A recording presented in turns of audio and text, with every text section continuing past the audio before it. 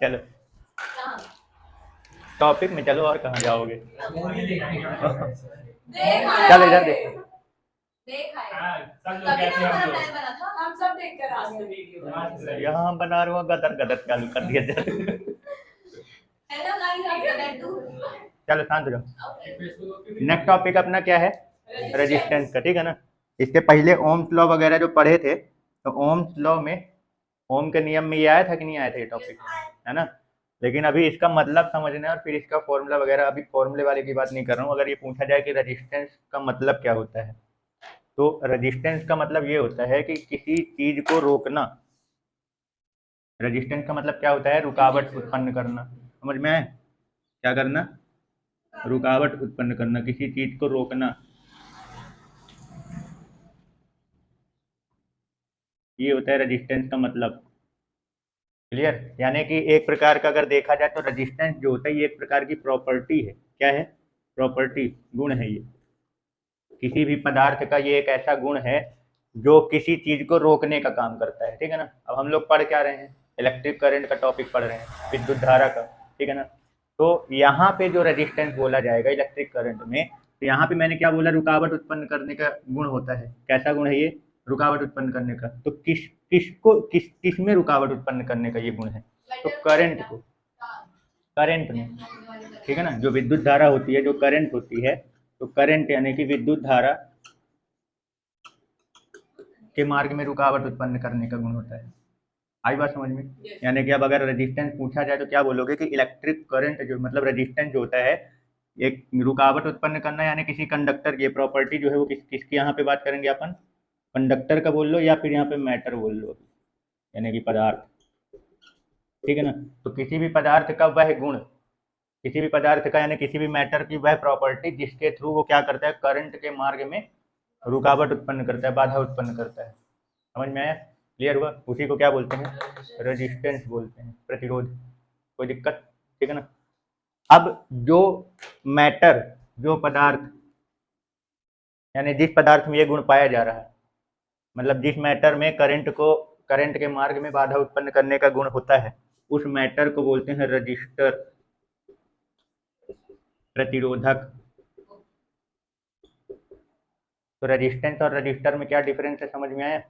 Resistance मतलब होता है बाधा उत्पन्न करना, करंट के मार्ग में बाधा उत्पन्न करना, और रजिस्टर बाधा उत्पन्न करने वाला यानी कंडक्टर ही है, मैटर ही है, ठीक है ना। समझ गए? अब करंट अगर फ्लो हो रहा होगा तो यानी मैटर आप वो कंडक्टर बोल सकते हो। अगर पदार्थ बोलना चाहो या आप इसमें क्या बोल सकते हो? कंडक्टर भी बोल सकते हो, कोई दिक्कत नहीं है। कंडक्टर यानी चालक पदार्थ। क्लियर हो गया? कोई डाउट? ठीक है। अच्छा ये बताओ, अब यहीं पे अगर देखा जाए कि पूछा जाए कि जो अपन का इंसुलेटर होता है, इंसुलेटर और सेमीकंडक्टर और कंडक्टर, ठीक है ना, यानी कि चालक पदार्थ, ये हो गया अर्धचालक हो गया, और ये हो गया इंसुलेटर मतलब इंजन का बोलते हैं कुचालक। अरे बताओ, हिंदी भूले ला हम। कुचालक या विद्युत रोधी भी बोल सकते हैं। अब जरा बताओ, इन तीनों में से किसका रेजिस्टेंस सबसे ज्यादा होगा, किसका कम? इसमें करंट एक भी फ्लो नहीं होता ना, इसका मतलब इसमें रेजिस्टेंस क्या है? सबसे ज्यादा है। तो अगर अपन रेजिस्टेंस यानी कि विद्युत धारा के मार्ग में रुकावट उत्पन्न करने का गुण सबसे ज्यादा किसमें है? इंसुलेटर में। फिर उससे कम सेमी कंडक्टर में, और फिर सबसे कम। क्लियर हो गया? कोई डाउट? अब यहीं पे अगर ये पूछ लिया जाए कि सबसे ज्यादा करंट किसमें फ्लो होगा, ठीक है ना, उससे कम, कोई दिक्कत? ठीक है ना। तो ये ध्यान रखते रहना। तो करंट के बारे में अगर पूछ लिया जाए तो कंडक्टर का सबसे ज़्यादा, सेमी कंडक्टर का उससे कम, और इंसुलेटर का उससे भी कम। तो कोई दिक्कत इसमें? ठीक है, चलो निपटाओ पहले ये बताओ। चलो ये तो क्लियर हो गया कि रेजिस्टेंस किसको कहते हैं, ठीक है ना। प्रतिरोध क्या है? यानी कि किसी भी मैटर या कंडक्टर की वह प्रॉपर्टी जिसके थ्रू वो क्या करता है? करंट के मार्ग में अपने में से फ्लो होने वाले करंट के बाधा मतलब रास्ते में क्या उत्पन्न करता है? बाधा उत्पन्न करता है, ठीक है ना। और रजिस्टर किसको बोलते हैं? उसी कंडक्टर या उसी मैटर को जो अपने में से फ्लो होने वाले करंट में क्या कर रहा है? बाधा उत्पन्न कर रहा है, ठीक है ना। क्लियर? अब बात ये आती है कि एक्चुअली में ये प्रॉपर्टी उसके अंदर आई कहाँ से, कैसे, मतलब बाधा कैसे उत्पन्न हो रही है। कोई बता सकते हो? करंट के मार्ग में, रास्ते में बाधा उत्पन्न करने का जो गुण है वो आया कहाँ से, कैसे बाधा उत्पन्न अब होती नॉन मेटल में फ्री इलेक्ट्रॉन्स तो होते नहीं, उसमें हम लोग अगर इलेक्ट्रिसिटी है? कंडक्टर की बात कर रहा हूँ, जितने भी मैटर हैं सब में रजिस्टेंस है। ऐसा आज तक कोई कंडक्टर नहीं बना जिसमें 1% भी रजिस्टेंस ना हो। अगर ऐसा हो जाए ना कि कोई ऐसा तुम्हारे पास कंडक्टर आ जाए जिसके पास एक भी रजिस्टेंस ना हो, वो सुपर कंडक्टर बन जाएगा। मतलब उसमें तुम एक बार बैटरी लगा दो, करंट फ्लो हो जाए, फिर निकाल लो, वो करंट कभी रुकेगा ही नहीं, चलता रहेगा। समझ में? वही न्यूटन वाला नियम पढ़ो, जब तक कोई एक्सटर्नल फोर्स ना लगे तब तक ऑब्जेक्ट जो है वो अपनी पोजीशन में चेंजेस नहीं कर सकता। समझ गए? यहाँ न्यूटन ना हो अप्लाई हो रहा। अच्छा ये बताओ, जब पढ़ रहे थे ड्रिफ्ट वेलोसिटी, जब पढ़ रहे थे तो जब तक पोटेंशियल डिफरेंस नहीं लगाए थे तब भी तो करंट जो इलेक्ट्रॉन जो हो रहा था वो फ्लो हो रहा था, है ना? और जब पोटेंशियल डिफरेंस लगाने के बाद फिर करंट जो ड्रिफ्ट वेलोसिटी के द्वारा फिर अपन करंट क्या कर रहे थे, दिखा रहे थे, बता रहे थे ना। तो एक्चुअली में क्या होता है, जो इलेक्ट्रॉन जैसे जो भी हमारे पास कंडक्टर है, तो किसी भी कंडक्टर में जो करंट फ्लो होता है वो किसकी वजह से होता है? इलेक्ट्रॉन के फ्लो होने की वजह से, है ना? अब इस कंडक्टर में हर जगह एटम है कि नहीं है?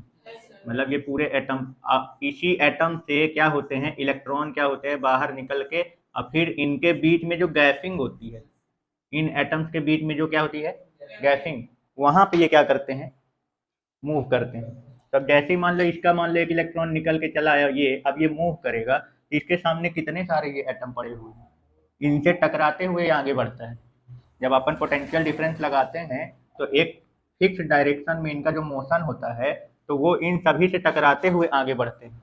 तो एक्चुअली में ये जो एटम है, ये जो एटम है, इनसे जो टक्कर होती है, टक्कर के कारण इसकी स्पीड जो होती है, इलेक्ट्रॉन की जो स्पीड है वो कम हो जाती है। और स्पीड का कम होना ही तो क्या है, रेजिस्टेंस एक प्रकार का। अगर ये ना हो तो इलेक्ट्रॉन बिना टकराए सीधे अच्छी खासी स्पीड से निकल जाएगा, मतलब तुमको करंट अच्छा खासा मिल जाएगा। लेकिन इनकी वजह से ये टक्कर के कारण ये अच्छे तरीके से आगे फ्लो ही नहीं हो पा रहे हैं। हर जहाँ भी जा रहे हैं एकदम कंटिन्यू इनका टक्कर होता रहता है। इसी टक्कर के कारण एक फिक्स डायरेक्शन में ड्रिफ्ट वेलोसिटी कितनी कम आई थी, है ना? ड्रिफ्ट वेलोसिटी एक फिक्स डायरेक्शन में, करंट हमको तब मिलता है जब चार्ज या इलेक्ट्रॉन एक फिक्स डायरेक्शन में क्या करें, वो मोशन करें एक एवरेज वेलोसिटी से। तो वो जो फिक्स डायरेक्शन में मोशन होता है तो उसकी स्पीड कितनी कम आती है, 10⁻⁴ ड्रिफ्ट वेलोसिटी जो निकाले, ठीक है ना? जब करंट जो हमको मिलता है वो इलेक्ट्रॉन के ड्रिफ्ट वेलोसिटी से मिलता है, ठीक है ना? अवनमन वेग से, अवनमन वेग, अनुगमन वेग, ठीक है, उससे मिलता है। क्लियर? तो ये जो स्पीड इसकी कम हुई है वो किसकी वजह से हुई है, इन्हीं एटम के टक्कर होने के कारण। तो स्पीड का कम होना ही मतलब क्या है, करंट कम दे रहा हो। अगर यही अच्छी खासी स्पीड हो तो इसका करंट की वैल्यू ज़्यादा आएगी, और स्पीड कम हो गई तो करंट की वैल्यू कम आ रही है। यानी कि जो प्रतिरोध उत्पन्न हो रहा है वो एटम के, इलेक्ट्रॉन का एटम के टक्कर के कारण उनकी स्पीड जो कम हो जा रही है उसकी वजह से। समझ में आया? क्लियर हुआ कि रेजिस्टेंस का कारण क्या है, इसका कारण क्या है? तब अब ये बताओ, क्या कोई ऐसा कंडक्टर हो सकता है जिसमें एक भी रेजिस्टेंस ना हो? ऐसा तो होगा नहीं कि कोई कंडक्टर की उसके पास एटम ही ना हो, एटम तो रहेंगे ही ना। अब वो पूरा बंधे हुए भी रहते हैं, अब उनसे जब इलेक्ट्रॉन फ्लो होगा तो वो तो सीधी सी बात है इनसे टक्कर तो होगी ही होगी। तो उसी टक्कर के कारण इनकी जो एक पर्टिकुलर डायरेक्शन में जो नेट वेलोसिटी होती है वो काफ़ी कम हो जाती है। अब उसी को हम लोग क्या बोलते हैं, रेजिस्टेंस। स्पीड का कम होना ये एक प्रकार का क्या है, रेजिस्टेंस को बता रहा है कि इसमें ज़्यादा प्रतिरोध है। क्लियर हो गया? कोई डाउट? ठीक है, लिखो इसको कि किसी भी कंडक्टर में रेजिस्टेंस का कारण क्या है, कैसे रेजिस्टेंस उत्पन्न होता है। चलो, तो रेजिस्टेंस तो क्लियर हो गया कि रेजिस्टेंस कहते हैं किसको है और इसके उत्पन्न होने का कारण क्या है वो भी समझ गए, ठीक है ना? अब बात करते हैं इसके फॉर्मूले की, इसका फॉर्मूला क्या होता है, ठीक है?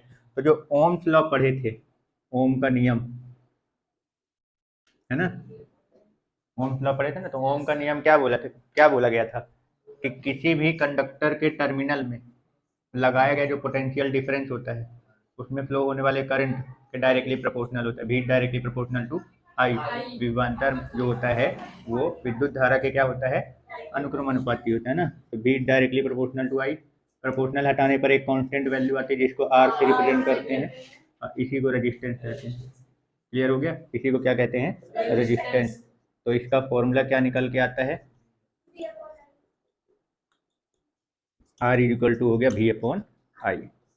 तो ऐसा भी बोल सकते हो कि किसी भी कंडक्टर के टर्मिनल में यानी कि उसके सिरों में लगाए गए विभवांतर और उसमें प्रवाहित होने वाली जो विद्युत धारा होती है उसके अनुपात को ही क्या बोलते हैं, रेजिस्टेंस बोलते हैं। ये फॉर्मूला वाला डेफिनेशन हो गया, ये प्रॉपर्टी वाला डेफिनेशन नहीं है। ये कौन सा वाला डेफिनेशन है, फॉर्मूला वाला। बाकी प्रॉपर्टी वाला क्लियर हो गया, जो उसका काम है उसके हिसाब से एक डेफिनेशन है और एक फॉर्मूले के हिसाब से डेफिनेशन है। ठीक है, समझ गए, क्लियर। तो क्या बोलोगे, ये भी क्या है, पोटेंशियल डिफरेंस। इसी की जगह आप डेल भी लिख सकते हो, del V upon del I भी लिख सकते हो, कोई दिक्कत नहीं। समझ गए, मतलब विभवांतर चेंज करने पर करंट में जो परिवर्तन होता है उसका भी अनुपात क्या कहलाएगा, समझ गए, क्लियर हो गया। तो फॉर्मूले में कोई दिक्कत। चलो, अब जैसे ही फॉर्मूला बन जाता है तो एक तो पता ही है, ये एक प्रकार की नई फिजिकल क्वांटिटी है, ये एक प्रकार की भौतिक प्रॉपर्टी तो है ही कंडक्टर का, लेकिन साथ ही साथ ये एक न्यू फिजिकल क्वांटिटी भी है, नया फिजिकल क्वांटिटी। जैसे ही अपने पास कोई फिजिकल क्वांटिटी आ जाती है तो पता ही है उससे रिलेटेड इंपॉर्टेंट क्वेश्चन क्या क्या बन जाते हैं। पहला तो ये बताओ कि किस प्रकार की ये फिजिकल क्वांटिटी है, स्केलर या वेक्टर, ठीक है ना, प्रतिरोध है तो इसका कोई डायरेक्शन नहीं है, ठीक है। तो यानी कि ये कैसा क्वांटिटी है कि स्केलर क्वांटिटी है, अदिश राशि है, ठीक। चलो, दूसरा एसआई यूनिट की बात करो कि एसआई यूनिट क्या होगा, वोल्ट पर एम्पियर। ये एक फॉर्मूला वाला हो गया, ठीक है ना, फॉर्मूले के हिसाब से क्या बन रहा है, वोल्ट पर एम्पियर। अरे ओम होती है ना इसके साइड में, ओम वोल्ट पर एम्पियर, हाँ वो उल्टा है, वोल्ट पर एम्पियर। या फिर इसका जो जनरल एसआई यूनिट यूज किया जाता है ये नहीं यूज करते हैं, ठीक है ना। नई फिजिकल क्वांटिटी, हर फिजिकल क्वांटिटी के लिए अपना अलग बना हुआ है, तो इसका क्या होता है, ओम, और इसका जो सिंबल होता है वो ये होता है, ठीक है, क्लियर। चलो, डायमेंशनल फॉर्मूले की बात करो, विमी सूत्र का डायमेंशनल फॉर्मूला। अच्छा, सीडीएस यूनिट बना सकते हो ना इसका, सीडीएस यूनिट है ना। सीडीएस यूनिट की बात करूं तो क्या हो जाएगा, स्टेट वोल्ट पर स्टेट एम्पियर, कोई दिक्कत, ठीक है। चलो, और भी कुछ है, एब वोल्ट, ए भी होता है, ई भी होता है, एब वोल्ट पर एब एम्पियर। ये इलेक्ट्रोस्टैटिक वाला, ये इलेक्ट्रोमैग्नेटिक वाला, ठीक है ना। ये स्थिर वैद्युत का मात्रक है और ये विद्युत चुंबकीय मात्रक है, क्लियर, ठीक है। चलो, डायमेंशनल फॉर्मूला बनाओ इसका, विमी सूत्र बनाओ, क्या बनेगा। अब विमी सूत्र बनाना है तो सबका बेसिक फॉर्मूला जाना पड़ेगा तुमको। तो ऊपर क्या है, भी पोटेंशियल का कोई फॉर्मूला याद है, डायमेंशनल फॉर्मूला तो नहीं याद होगा, हो गया मत बताओ, पहले बेसिक। मान लो किसी को याद ना हो तो वो कैसे करेगा, वर्क, हाँ, भी इक्वल टू क्या होता है, डब्ल्यू अपॉन क्यू, ठीक है। करंट का I equal to Q upon T, I equal to Q upon T. तो इसको क्या लिख सकते हैं, डब्ल्यू टाइम कहाँ जाएगा, पलट के ऊपर, और चार्ज का स्क्वायर हो जाएगा नीचे, चार्ज इंटू चार्ज। अब वर्क का फॉर्मूला, वर्क का डायमेंशनल फॉर्मूला याद है ना, एम एल टू टी की पावर -2, टाइम का टी, चार्ज का 80 होल स्क्वायर, स्क्वायर लगाओ। चलो, तो बताओ भाई, एम कहीं पे है और एम कहीं है और नहीं है, मतलब कि एम अकेला रहा आ गया, एल कहाँ कहाँ है, नहीं है, एक ही जगह पे, टी -2, ठीक है ना, टी की पावर -2 और ये एक टी है, ऐसा समझ लो, यहाँ पे टी की पावर 2 है, एक टी है, एक टी से एक टी कैंसिल, एक टी बचा उसको ऊपर ले जाएंगे -1, तो टी की पावर -3, क्लियर। ए की पावर नीचे स्क्वायर में, ऊपर जाएगा तो माइनस में, तो ए की पावर माइनस, ये हो गया तुम्हारा इंपॉर्टेंट पॉइंट, क्लियर। चलो निपटाओ। चलो इधर देखो, अगर मान लो हमसे पूछ लिया जाए कि इसमें रेजिस्टेंस का फॉर्मूला तो क्लियर हो गया, ठीक है ना। अब अगर इसमें ये पूछ लिया जाए कि 1 ओम के रेजिस्टेंस को डिफाइन करो, क्या 1 ओम, या हमसे 2 ओम, किसी का भी पूछ सकता है कि डिफाइन करो। तो पहले तो ये देखो, फॉर्मूला अपने पास क्या है, आर इक्वल टू भी अपॉन आई है ये, तो हमको यहाँ पे 1 जो मिलेगा, तो अगर मान लो मैं पोटेंशियल, जो हम करंट कब फ्लो होता है, जब पोटेंशियल डिफरेंस लगाते हैं, थोड़ा डेफिनेशन को भी समझना कि बोलना कैसे। करंट का फ्लो होता है, विदाउट पोटेंशियल डिफरेंस के तो होगा नहीं, बिना विभवांतर के तो विद्युत धारा प्रवाहित होगी नहीं, तो पहले पोटेंशियल डिफरेंस लगाना पड़ेगा। तो हम मान लेते हैं कि कितने का पोटेंशियल डिफरेंस लगा रहे हैं, 1 वोल्ट का, और 1 वोल्ट का अगर पोटेंशियल डिफरेंस लगाने पर करंट अगर कितना फ्लो हो रहा है 1 एम्पियर का, तो उसको बोला जाएगा कि उसमें जो रेजिस्टेंस है उस कंडक्टर का यानी कि चालक पदार्थ का वो कितना है, 1 ओम का। समझ में आया? ये 1 ओम तब आएगा। कोई दिक्कत? फिर से बोलूं, किसी भी कंडक्टर में 1 वोल्ट का पोटेंशियल डिफरेंस लगाने पर यदि उसमें 1 एम्पियर का करंट फ्लो होता है तो इसका मतलब यह है कि उस कंडक्टर में 1 ओम का रेजिस्टेंस है। आई बात समझ में? किसी भी चालक पदार्थ में 1 वोल्ट का विभवांतर लगाने पर यदि उसमें 1 एम्पियर की विद्युत धारा प्रवाहित होती है तो इसका मतलब यह है कि उस चालक पदार्थ का जो प्रतिरोध है वो कितना है, 1 ओम का। अब यही 2 ओम का पूछ ले तो, हाँ, जब अपन यहाँ ऊपर 2 वोल्ट रखें और नीचे 1 एम्पियर ही करंट रखें, तब जाके तुम्हारा कट पिट के 2 आंसर आएगा। समझ गए? तो ये जो वैल्यू आएगी ये किसके बराबर आएगी, 2। यानी अगर किसी भी कंडक्टर में 2 वोल्ट का पोटेंशियल डिफरेंस लगाने पर उसमें 1 एम्पियर का करंट फ्लो होता है तो इसका मतलब उस कंडक्टर का जो रेजिस्टेंस यानी प्रतिरोध है वो कितना है, 2 ओम का है। समझ गए? बाकी बोलने का तरीका दूसरा चेंज कर सकते हो, पहले इसको बोलना चाहो फिर इसको तो कोई दिक्कत नहीं। 1 एम्पियर का per unit ampere current flow करने के लिए यदि 1 वोल्ट का पोटेंशियल डिफरेंस लगाना पड़ता है तो इसका मतलब उसमें कितने ओम का रेजिस्टेंस है। पर यूनिट एम्पियर करंट को फ्लो करने के लिए 2 वोल्ट का अगर अपने को पोटेंशियल डिफरेंस लगाना पड़ रहा है तो इसका मतलब उसका रेजिस्टेंस कितना है, 2। आगे समझ में? कोई दिक्कत? अच्छा तुम बताओ, अगर 2 एम्पियर का करंट फ्लो करने के लिए हमें 6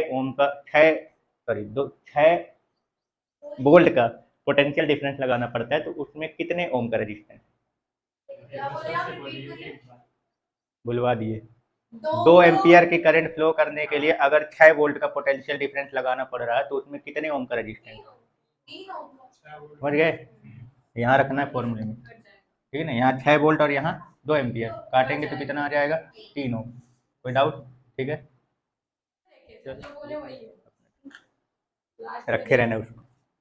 चलो मेरा एक क्वेश्चन है, ये जो B directly proportional to I निकाले ओम्स लॉ से, प्रोपोर्शनल हटाने पर constant value R is equal to B upon I, ठीक है ना? क्वेश्चन ये कि एक कोई कंडक्टर है, ठीक है ना, अपने पास मान लीजिए कोई कंडक्टर है और इसमें मान लो अगर मैं कितने वोल्ट का पोटेंशियल लगाता हूँ, 10 वोल्ट का पोटेंशियल लगाता हूँ, ठीक है, क्लियर? तो इसमें मान लो कुछ करंट वगैरह फ्लो हो रहा हो, मान लो 2 एम्पियर का करंट फ्लो हो रहा है। अब अगर मान लो मैं इसमें 20 वोल्ट का पोटेंशियल अगर लगाता हूँ, अरे इसका रेजिस्टेंस अभी कितना आएगा, R equal to B upon I, मतलब 10/2 करूँगा तो कितना आ जाएगा, 5 ओम। अगर मान लो मैं इसका पोटेंशियल चेंज कर देता हूँ तो रेजिस्टेंस में क्या प्रभाव पड़ेगा? या फिर यहाँ पे देखो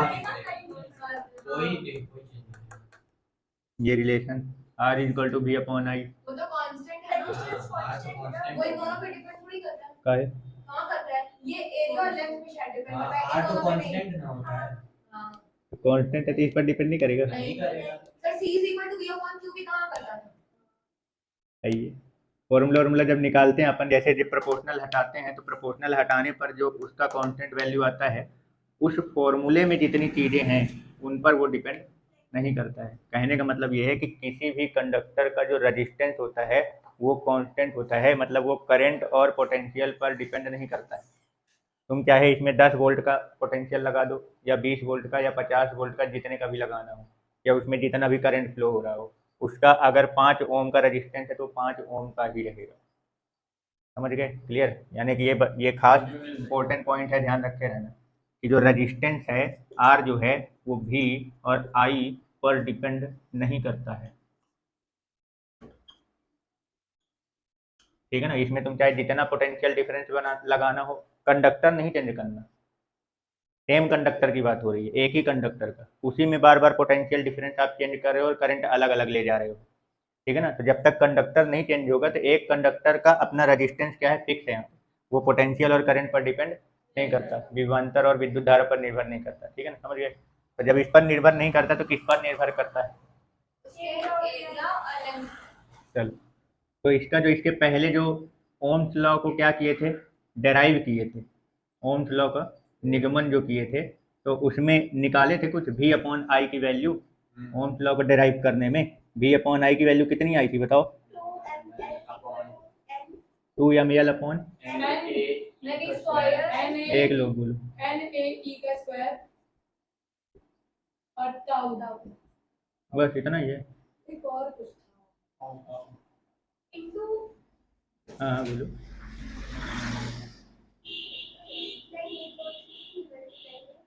हो गया, इतना ही है भाई, का इतना कंफ्यूज हो रहे हो? हाँ पता नहीं ठीक है, समझ गए। तो ये जो आया है, तो ये v अपॉन आई क्या है रेजिस्टेंस है ना। तो यानी कि यहाँ पे अगर अपन r का फॉर्मूला निकालें तो resistance r is equal to क्या आएगा, 2ml अपॉन NaE² टाउ।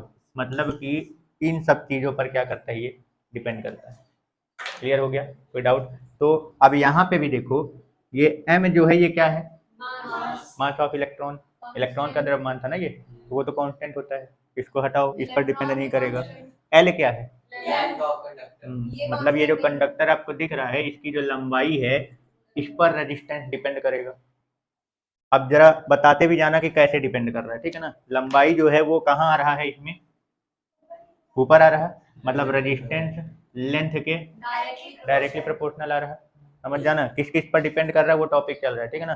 पहला पॉइंट, यहाँ जो फॉर्मूला निकाले थे, यहाँ बहुत से लोग कंफ्यूज हो जाते हैं कि इस फॉर्मूले को देख के बोल देते हैं कि करंट के इन्वर्सली प्रोपोर्शनल और पोटेंशियल के डायरेक्टली प्रोपोर्शनल। मतलब पोटेंशियल बढ़ाने पर करंट बढ़ेगा, घटाने पर घटेगा, करंट बढ़ाने पर रेजिस्टेंस घटेगा और घटाने पर बढ़ेगा, जबकि ये गलत है, ठीक है ना। ये इसके प्रोपोर्शनल को हटाने पर कांस्टेंट वैल्यू आई थी, तो जब भी किसी फॉर्मूले का प्रोपोर्शनल हटाने पर जो कांस्टेंट वैल्यू आती है, वो अपने उस फॉर्मूले में जितनी भी चीजें रहती है उस पर डिपेंड नहीं करता। तब बात आती है किस पर डिपेंड करता है, तो आप जो ओम्स लॉ ये जो हम लगाए हैं, v डायरेक्टली प्रोपोर्शनल आई, ये आप कहाँ से निकाले थे, ये कौन से डेरिवेशन से इसको लाए थे, वो ये है, यहीं से न लाए थे। जब इसका टेम्परेचर कांस्टेंट कर दिया गया था, बाकी सारी चीजें कांस्टेंट ही थी, तो ये पूरा कांस्टेंट हो गया था, तब ना v डायरेक्टली प्रोपोर्शनल आई आया था। और v अपॉन आई को ही क्या बोलते हैं, रेजिस्टेंस। तो ये रेजिस्टेंस का फॉर्मूला है।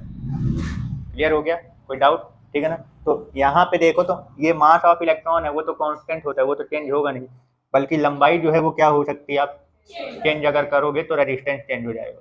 तो लंबाई के लेंथ के क्या आ रहा है, ये समझ गए, यानी लंबाई बढ़ाने पर रेजिस्टेंस बढ़ेगा, लंबाई घटाओगे तो घटेगा। क्लियर। अब ये क्या है, यन क्या है,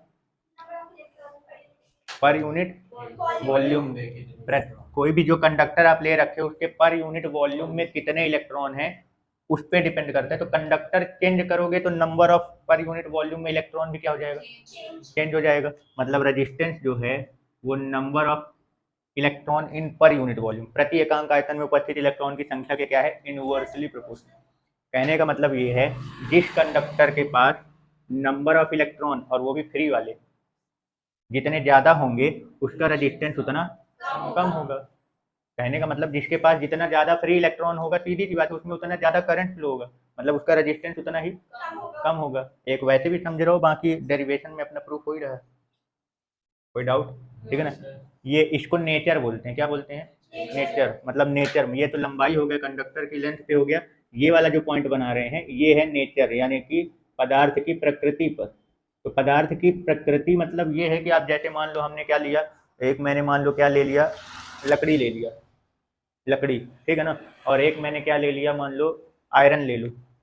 तब दोनों में free electron per unit volume में किसके पास सबसे ज़्यादा है, तो उसके पास सबसे ज़्यादा है, मतलब उसका रेजिस्टेंस क्या होगा। और यहाँ पे लकड़ी की अगर बात करूँ तो इसके पास फ्री इलेक्ट्रॉन नहीं है, तो इसका रेजिस्टेंस सबसे ज़्यादा।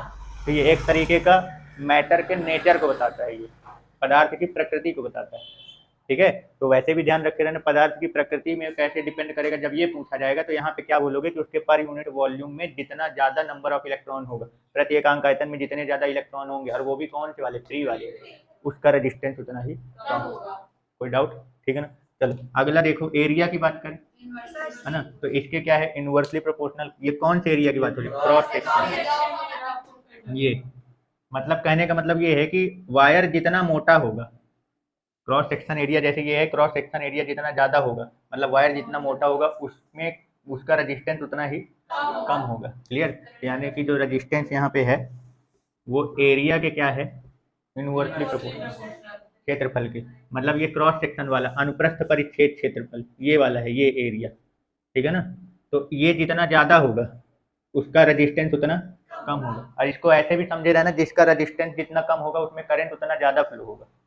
तो इसका अपोजिट भी क्लियर किया रहना कि लंबाई जितनी, जैसे ये लेंथ है, इसका लेंथ जितना ज़्यादा होगा रेजिस्टेंस उतना कम होगा, मतलब करंट उतना ही जगह कर दिया, डायरेक्टली प्रोपोर्शनल इनवर्सली बना दी है। ये वायर की लंबाई जितनी ज़्यादा होगी उसका रेजिस्टेंस उतना ही ज़्यादा होगा और उसमें करंट उतना ही कम फ्लो हो पाएगा, ठीक है ना। Number of electron in per unit volume जितना ज़्यादा होगा रेजिस्टेंस उतना कम होगा, करंट उतना ज़्यादा होगा। एरिया, क्रॉस सेक्शन एरिया जितना ज़्यादा होगा रेजिस्टेंस उतना कम होगा, करंट उतना ज़्यादा होगा। क्लियर हो गया? ठीक है, चलो अगला पॉइंट है क्या, ई चार्ज ऑफ इलेक्ट्रॉन कांस्टेंट है। इसके टाउ की बात करो, टाउ क्या है, रिलैक्सेशन टाइम। अब जरा इसको थोड़ा सा बताओ। ये जब दो एटम के बीच पे सर जब टेंपरेचर पर ये डिपेंड करता है, तो जब टेंपरेचर को अगर हम कांस्टेंट करेंगे तभी कांस्टेंट होगा। तो नहीं करना है ना, इस पर डिपेंड करता है, इस पर कैसे डिपेंड करेगा ये बताना है।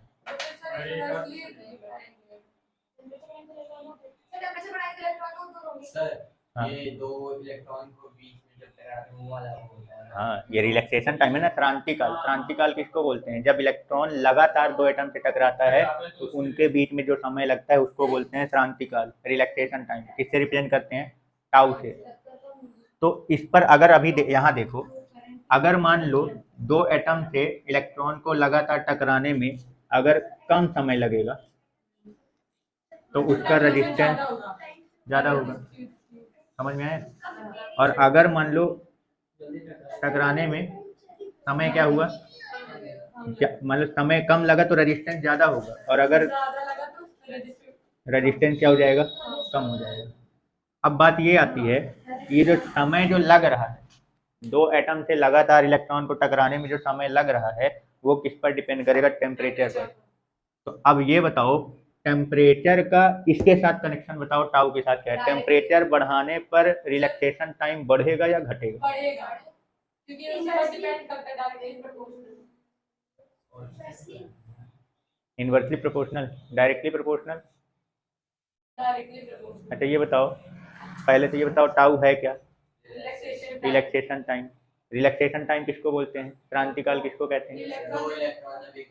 दो इलेक्ट्रॉन नहीं, एक इलेक्ट्रॉन दो एटम लगातार दो एटम, पहले एटम से टकराया फिर जस्ट उसके बाद दूसरे एटम से जो टकराएगा तो उसके बीच में जो समय लगा। तो ये बताओ अगर टेम्परेचर बढ़ाऊंगा तो इलेक्ट्रॉन की स्पीड में क्या प्रभाव पड़ेगा, इलेक्ट्रॉन की स्पीड में क्या प्रभाव पड़ेगा, बढ़ेगी। और स्पीड बढ़ेगी तो टक्कर का समय में क्या प्रभाव पड़ेगा, सीधी जो टेम्परेचर बढ़ाने पर समय क्या हो रहा है, टेम्परेचर बढ़ाने पर रिलैक्सेशन टाइम क्या हो रहा है, कम। और रिलैक्सेशन टाइम कम होने पर रेजिस्टेंस, इसका मतलब रेजिस्टेंस का टेम्परेचर से डायरेक्टली रिलेशन बनाओगे तो क्या बनेगा, डायरेक्टली प्रोपोर्शनल।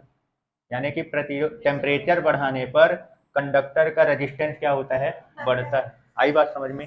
ये जो है देखो यहाँ पे क्या बोला मैंने कि ये समझो थोड़ा सा इसको, ये जो रिलैक्सेशन टाइम है, टेम्परेचर अगर अपन क्या करते हैं, बढ़ाते हैं, टेम्परेचर बढ़ाते हैं तो उसका जो ड्रिफ्ट वेलोसिटी था या स्पीड था वो क्या हो जाएगा, बढ़ जाएगा।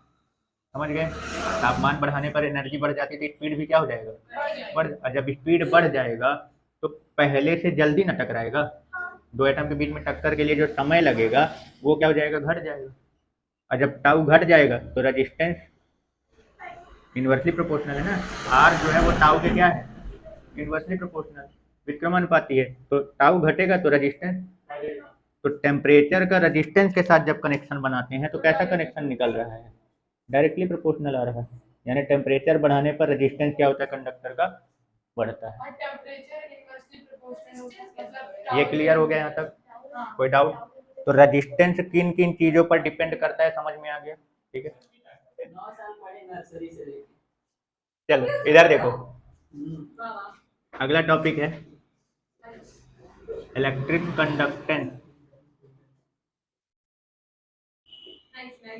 Very nice. ये तो nice है। विद्युत Very nice है। चालकत्व, इसका मतलब क्या है? देखो, इलेक्ट्रिक कंडक्टेंस, विद्युत चालकत्व, इसका मतलब क्या है? जरा थोड़ा सा बताओ, शब्द को पढ़ के थोड़ा सा इसका मतलब क्लियर करो। रेजिस्टेंस, कंडक्टेंस, ये एक मैटर की प्रॉपर्टी है। हाँ ठीक है, अच्छा ठीक है फिर। चलो कैसी प्रॉपर्टी है? ये मैटर की प्रॉपर्टी है कि अपने केस में करंट को फ्लो होने देती हाँ, है। मतलब कि विद्युत धारा को प्रवाहित करने का, ठीक है ना, यानी करंट को, इलेक्ट्रिक करंट को, विद्युत धारा को अपने में से फ्लो यानी प्रवाहित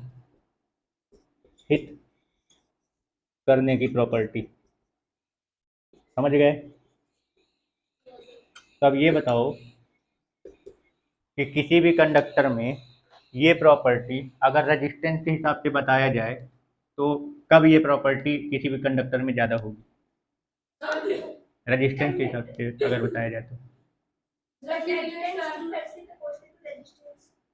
रेजिस्टेंस कम होगा, समझ गए? तो इसका जो, वैसे तो प्रॉपर्टी के हिसाब से इसको यही बोलते हैं कि किसी भी कंडक्टर में यानी किसी भी चालक पदार्थ में अपने में से विद्युत धारा को प्रवाहित होने देने का जो गुण होता है, जो प्रॉपर्टी है, वही उसकी क्या कहलाती है?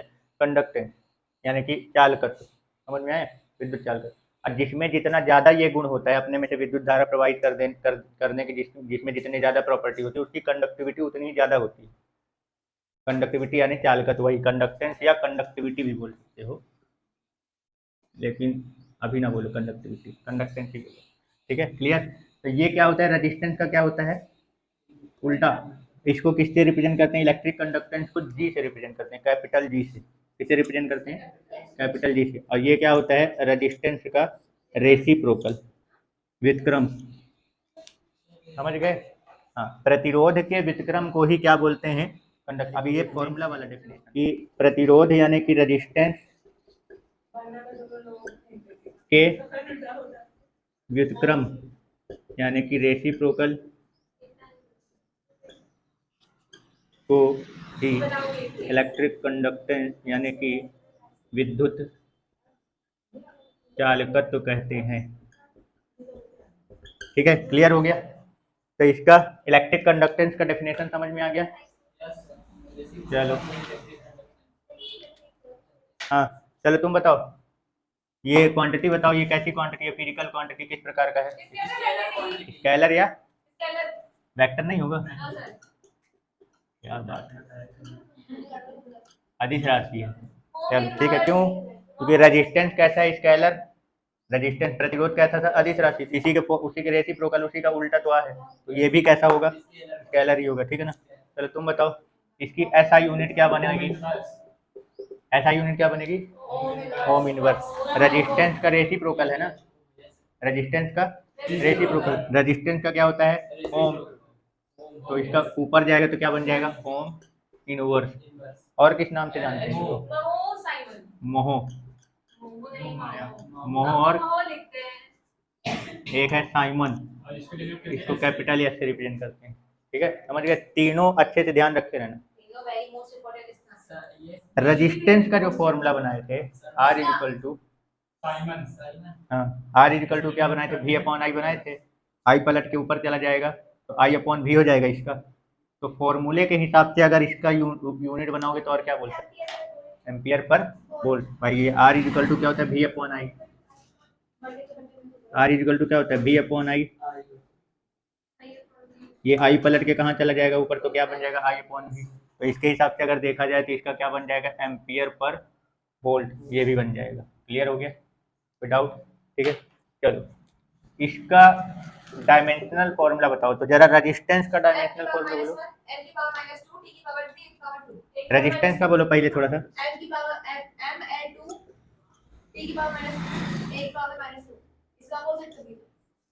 रेजिस्टेंस का ये निकाले थे, ठीक है ना?